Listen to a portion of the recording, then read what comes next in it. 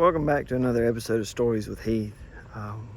Love having you guys come and hear these stories. I love being able to share these things with y'all, and I appreciate all the help that y'all are doing to get the word out and to help us circulate these videos. Doing great on Facebook. We got some work to do on YouTube, but I hope that you guys take a moment, share these videos with people you think that need to hear about them, because I hope they're helpful. That's why we're trying to do this. So our story today comes from the year 2009. I was working full-time as quoting. We told that story already. But I was also working in a church setting. I was a youth minister. I was doing the youth ministry at our home church at Lake Como Baptist in Bay Springs, Mississippi. And doing what I thought was a good work there. I mean, the kids there had the same set of problems that kids have faced probably for the last 50 years or so. There was, the lures of the vices like sex, drugs, rock and roll, alcohol, whatever it is.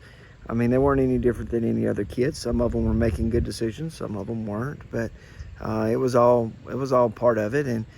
And we were working really hard to try to make a difference in their lives. And for some of them, they were coming the right way, and things were changing for them, and they were making good decisions, and that was great, and we appreciated the opportunity to do that. But I just read a book I believe it was written by the Harris brothers, but the name of the book was something to the effect of "Do Big Things, Do Great Things," something like that. I forget. I'm pulling this out of memory, but the core of the book is, they're the sons of the guy who wrote Evidence That Demands a Verdict. Anyway, the core of the book was the idea that we don't expect enough from young people, and that young people can do big things. They just need to be challenged to do so and given the freedom to go and to try and to fail. And so we were trying to consider how to apply that in the setting that we had. And one day I sat down with them and I said, "Hey, look, let's do something big. Let's think of a list of things that we can do, some projects we can do, something that nobody thinks we can do, and let's see if we can do something for the Lord that's big, that we'll remember forever." And as we tossed around ideas, the thing that kind of stuck was to do a great big old concert similar to what they do for Bayfest, which is the thing we do every year, but similar to Bayfest, except do it for Jesus. A big youth revival with a real band, and not saying anything bad against local talent and things like that, but they wanted to get somebody that was something. And so we went and we looked and said, what does it cost to get Casting Crowns, or what does it cost to get Third Day? And we didn't have that much money.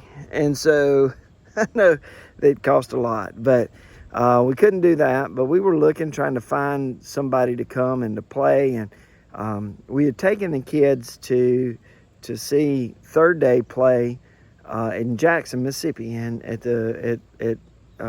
actually at Clinton. They were at MC that year. And we got there, and there was the Yellow Jacket landing on my hand. That's crazy, dude. Go away. Filming a video. So anyway, we're there at MC, and three bands. It was Third Day and Need to Breathe. And Need to Breathe had a lot of success on both the Christian and the pop side. And then another band from Australia called Revive. And Revive was just up and getting started. They had a song called Chorus of the Saints, and they had another one called Blink. That both of those were radio top 40 Christian worship songs, and they played Chorus of the Saints a lot. And so we were Revive was doing autograph signings in the concession area there. So we decided to go down there, and we asked them. The kids all loved them, and so we decided to ask them, would they come? They agreed to, and that was really cool. And so we raised the money, and we got them there, and we got ready for the little concert. And the band's on site, and they got there early to do their sound checks and get everything set up. And it was it was great. And as they came in, we had time to have some conversations. And as I'm talking with them, they asked me a really weird question. They said, "How much of this country have you seen?" I said, "What do you mean?" And I said, "Well, I mean, how far have you actually been?" I said, "Well, I've been as far west as Fort Worth, far north as Kentucky, far east as Atlanta." He said, "So you've really never been out of the Southeast?" I said, "Well, not really, but there ain't much to see outside the Southeast, is there?" They said, you really have no idea how great your nation is." Now, as an American, for an Australian to be telling me I don't know about America, I bristled up at that. He said, "You can be within an hour's time, the top of a mountain covered in snow, down into the bottom of a desert, just as barren as it can be. You can go from oceans to plains to mountains to woods. The variation that you have in wildlife and the variation you have in scenery and landscapes, the variation that you have in cultures, the variation you have in people, the variation you have in food." He said, "You have no idea how amazing your country is. And it's a shame because most Americans don't. You should really see more of it." Now, I had never envisioned myself leaving Mississippi, ever. I had never envisioned myself living anywhere than where I'd grown up, right there in that community, same place that everybody always stayed, But that challenged me. And then when the layoffs started, by the pastor that I had started working under, he had gone to Arkansas, and so he invited me to come up there and stay with him. And I did a couple of revivals up there. And God was calling me to preach, and all of this kind of all came the same weekend, and that's a whole different story for a different day. But that summer we made our first big road trip, and we came right up close to where I am now, came right through here to Cincinnati. And that first road trip's where we found the tomb for the tombstone in the story of Daniel Boone, on that first big road trip, overlooking the Kentucky Capitol here in Frankfort. And we were, from that moment on, we began to make a bigger and bigger and bigger loop. And we've seen most everything except for the Northeast.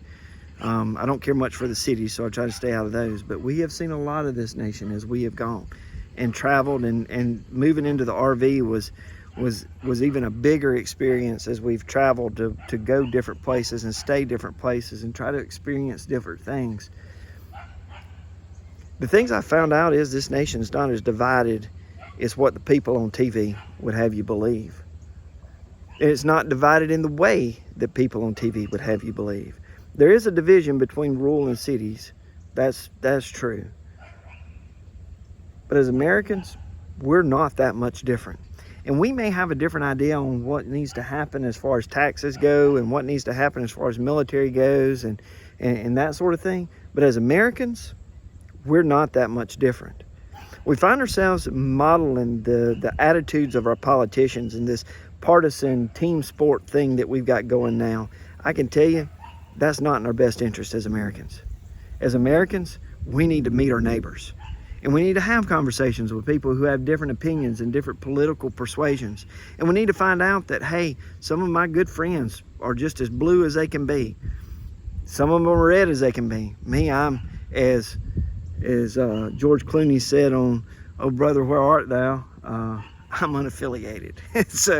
so we can see a lot of different variety and a lot of different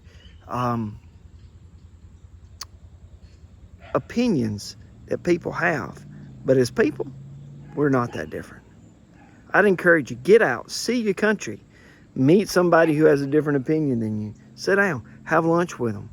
Just talk about stuff. And you know what? Try not to do the team politic thing, and just find out who they are as a human, what they value, what they want for their kids and their grandkids, what they're looking for from their neighbor. And you'll find out we're all pretty much the same. All right, you guys have a good day. I love you. Hang in there. We'll talk to you later. Bye.